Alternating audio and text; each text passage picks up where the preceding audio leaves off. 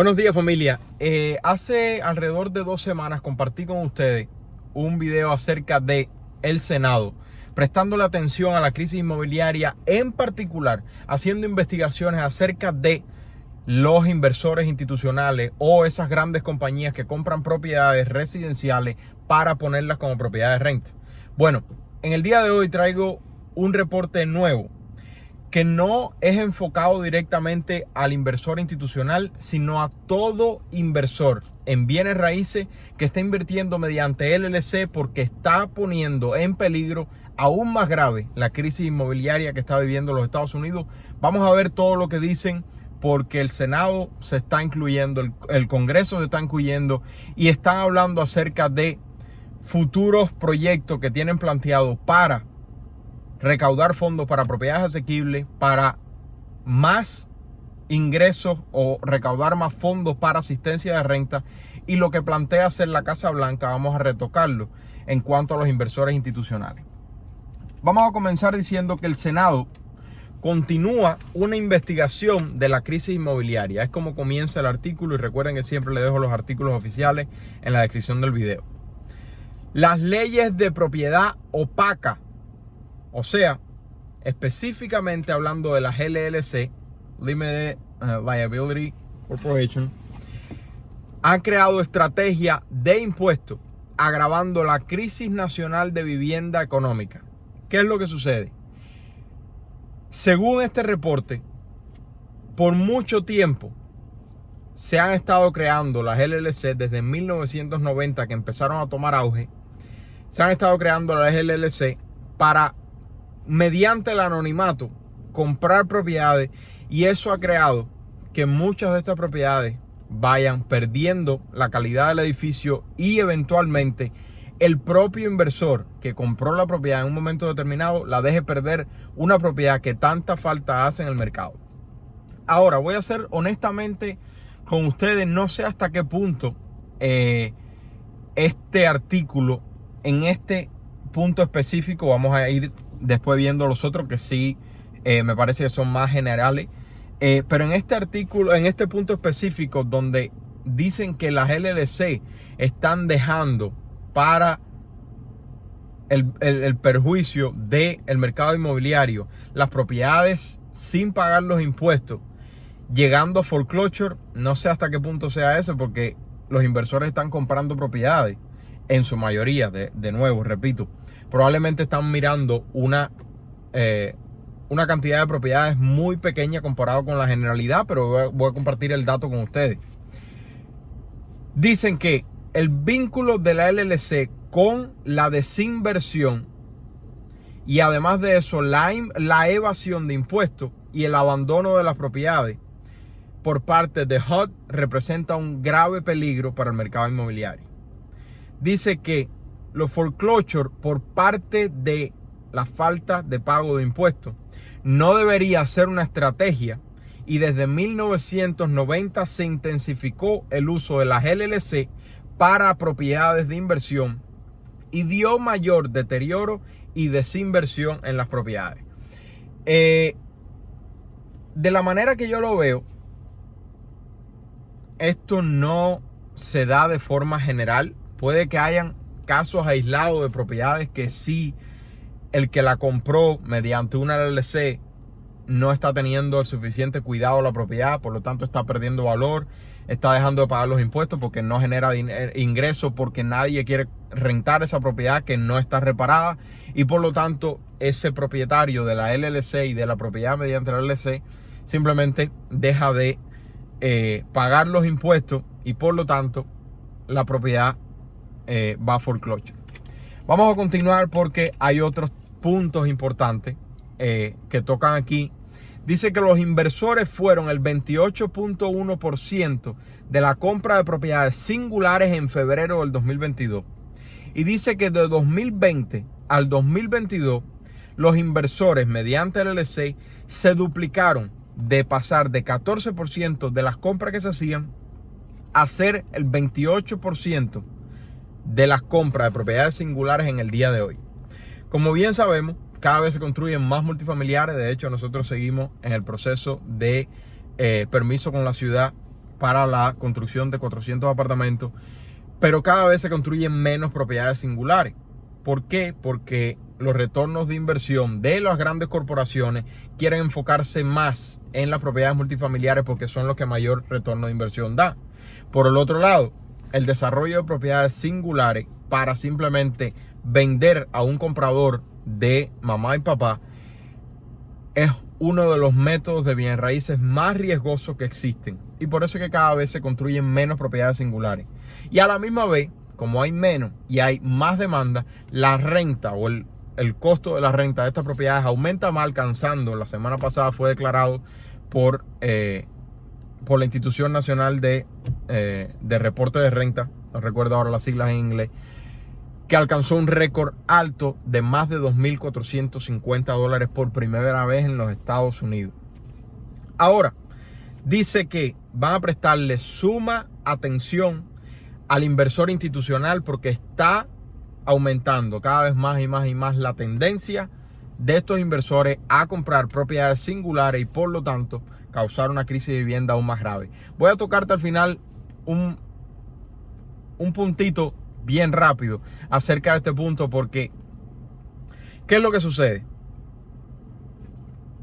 Que se dan estas noticias y además de eso se mira solamente el gráfico del precio y por lo tanto mamá y papá dicen mira lo que está pasando, no vamos a comprar. Y por lo tanto, se le evita a mamá y a papá el mayor beneficio que puede tener en los Estados Unidos mediante el mejor pasivo que existe. Sin embargo, yo les digo todo el tiempo que no se compren la casa de sus sueños, sino que se compren una propiedad que genere ingresos y vamos a llegar ahí. El precio medio, según Case-Shiller, en el mes de mayo aumentó 20%, mediante que la inflación, al mismo tiempo que la inflación aumentó 8.6%. A la misma vez, la renta aumentó 12%, haciendo que cualquier tipo de gasto de vivienda que tú vayas a hacer en este momento sea cada vez más alto.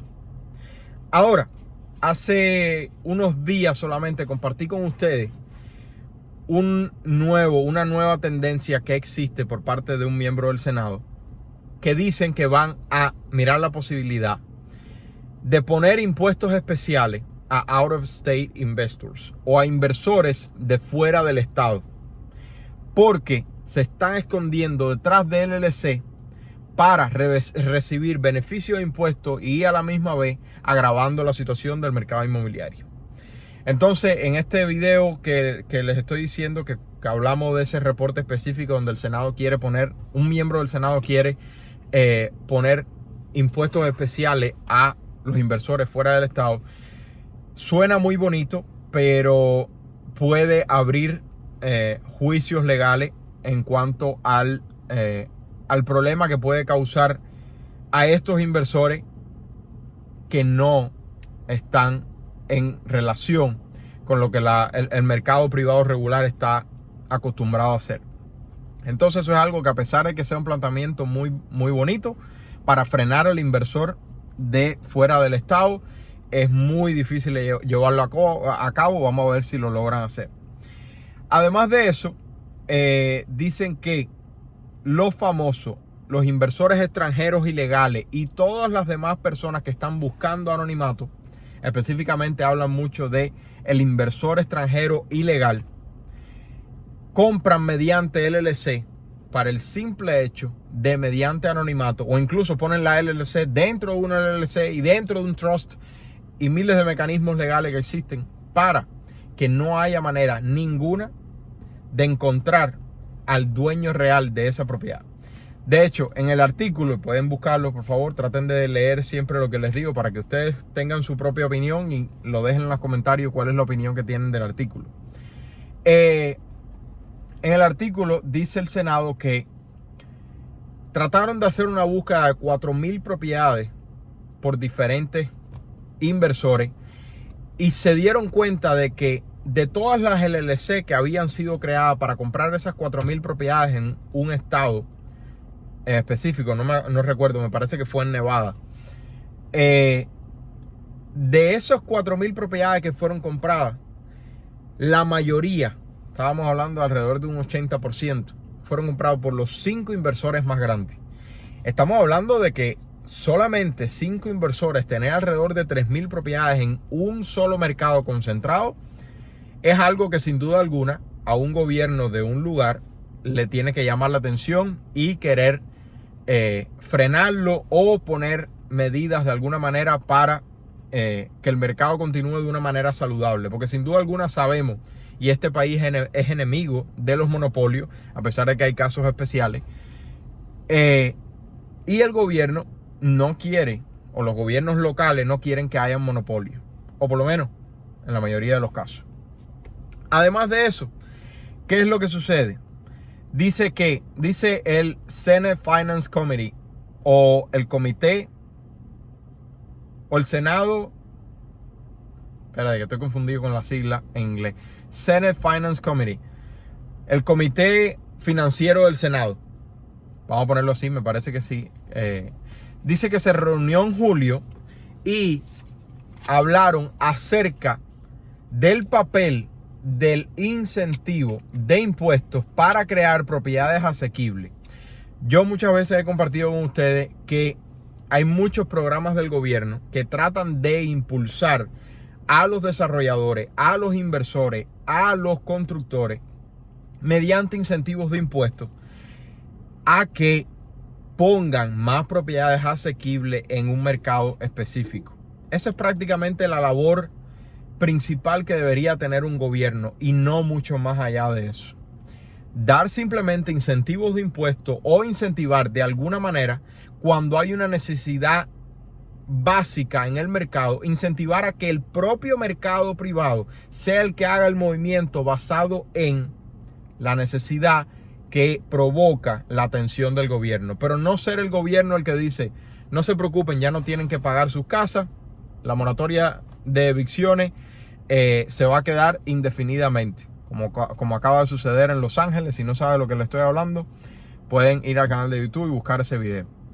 Además de eso, House Ways and Means Committee, el comité de algo de las casas, no sé, tuvo una reunión hace una semana y la titularon "Ningún lugar donde vivir, ganancias, desinversiones y la crisis americana de vivienda".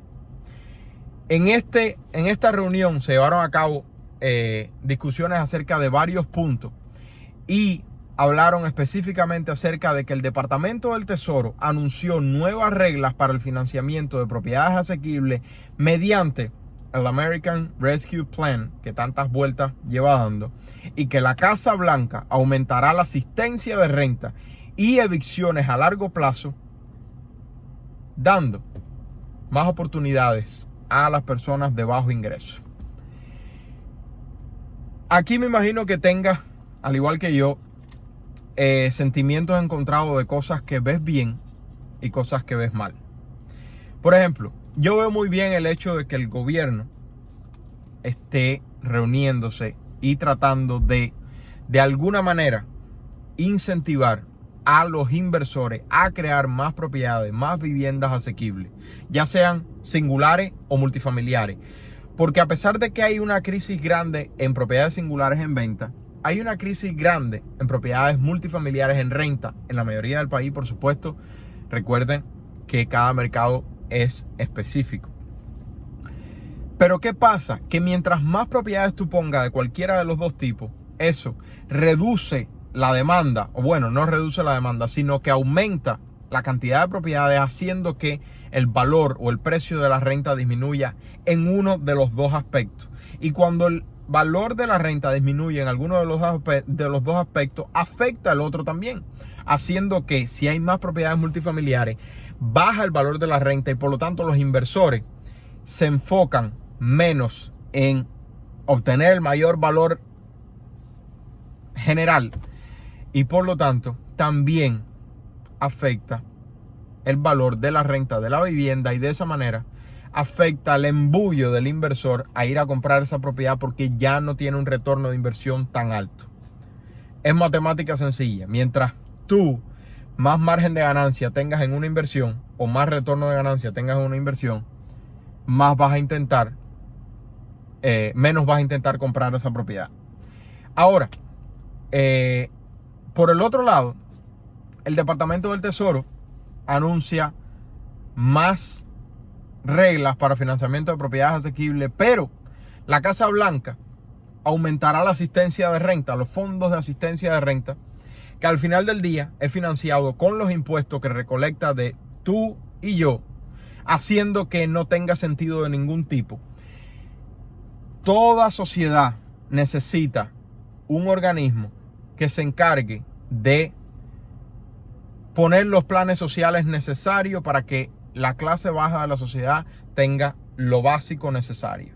Sin embargo, ampliar los fondos de asistencia de renta no va a solucionar el problema.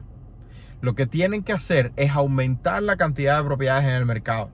¿Cómo se hace? Mediante el estímulo a más propiedades siendo construidas.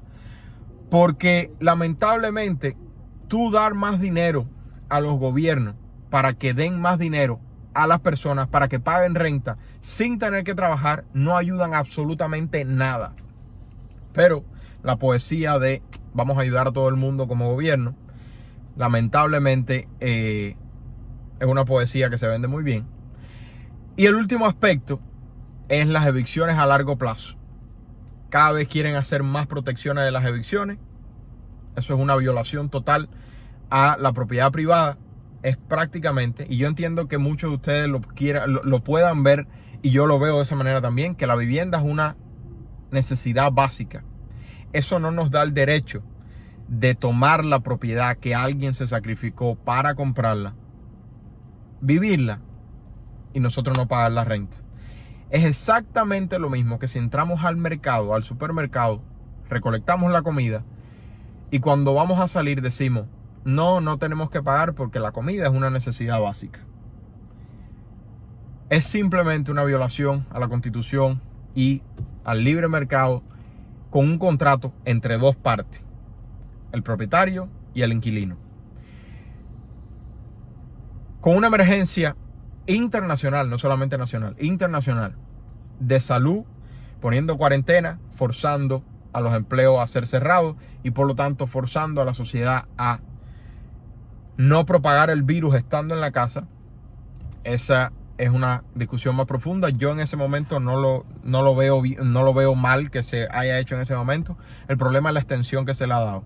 Y entonces continúa hablando de la evicción a largo plazo para la protección de la sociedad que no tiene los recursos financieros suficientes para luchar con esta grave crisis del mercado inmobiliario y de la inflación que estamos viviendo en el día de hoy. Tengo que reconocer que desde que abrí un poco la entendedera, lo que tanto ustedes me han dicho de el gran reinicio, no tendrás nada y serás feliz, estoy viendo más indicios de que la sociedad sí va inclinada a ese aspecto, ¿no? Sin embargo, yo toda mi vida he sido o un optimista o un ignorante, como tú lo quieras ver. Y de hecho abrí un canal de YouTube específicamente para explicar conceptos básicos de finanzas personales, para que mamá y papá avanzaran un poquitico.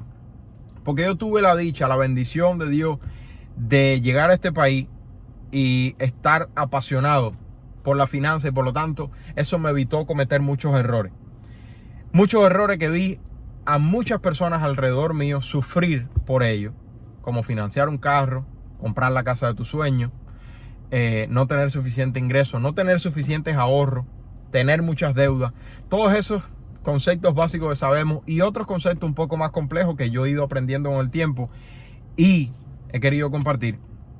Y por lo tanto, yo quiero que tú olvides, como yo he olvidado todo este tiempo y he ignorado todo este tiempo, el gran reinicio y no tendrás nada y serás feliz, porque eso realmente sí es algo que pueda suceder, que puede ser real la agenda para el 2030. No hay discusión de que esa puede ser la tendencia.